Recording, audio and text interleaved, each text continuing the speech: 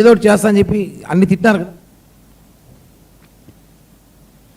SC వర్గీకరణ పేరుతో దళితుల ఐక్యత మీద దేశవ్యాప్తంగా రాజకీయ కుట్ర జరుగుతుందని మాల మహానాడు ఆర్ఏసీసీఎస్ నేషనల్ ప్రెసిడెంట్ రత్నాకర్ అన్నారు. అన్ని రాష్ట్రాలు తిరిగి దళితులను ఏకం చేసి పోరాటం చేస్తామని, రాజకీయ కుట్రలను బహిర్గతం చేస్తామని హెచ్చరించారు.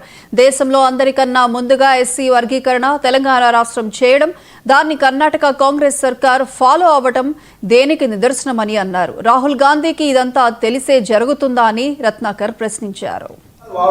తెలుగు రాష్ట్రాల్లో ఉన్న మాల సోదరులారా, బంధువులారా, మిత్రులారా, ఎస్సీ వర్గీకరణ పేరుతో అన్ని రాజకీయ పార్టీలు కుట్రపూరితంగా మాల సామాజిక వర్గాన్ని టార్గెట్ చేసి తొక్కేస్తున్నటువంటి ఈ టైంలో, ఈ తరుణంలో ఈ తెలుగు రాష్ట్రాల్లో మాల సామాజిక వర్గం ఉందా లేదా, ఉనికి ఉందా లేదా అనే ప్రశ్న వచ్చినటువంటి ఈ టైంలో మనమందరం కూడా శాంతియుతంగా, ప్రజాస్వామ్యయుతంగా ఈ కుట్రపూరిత ఎస్సీ వర్గీకరణకు వ్యతిరేకంగా పోరాటం చేయడానికి, నిరంతర పోరాటానికి సిద్ధం కావాలని చెప్పేసి రాముల వారి సాక్షిగా, భద్రాచలం సాక్షిగా రెండు తెలుగు రాష్ట్రాల్లో ఉన్నటువంటి మాల సోదరులందరికీ కూడా పిలుపునిస్తూ ఉన్నారు మిత్రులారా.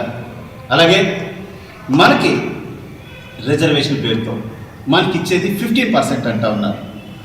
15% అంటే 100 మంది ఎస్సీలు ఉంటే 15 మందికి ఇవ్వడం కాదు, 100 వేకెన్సీస్ ఉంటే 15 మందికి ఇస్తూ ఉన్నారు మిత్రులారా.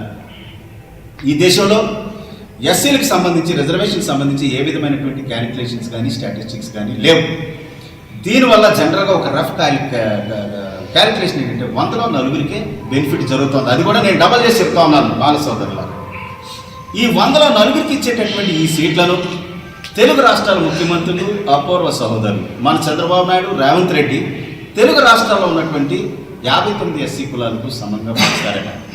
మోడీ సభ అయితే దేశవ్యాప్తంగా ఉన్నటువంటి 1100 ఎస్సీ కులాలకు కేవలం ఈ 4 సీట్లనే సమంగా పంచుతారు. ఇదే సబ్ క్లాసిఫికేషన్, సోషల్ జస్టిస్ అని చెప్తా ఉన్నారు మిత్రులారా. తెలుగు రాష్ట్ర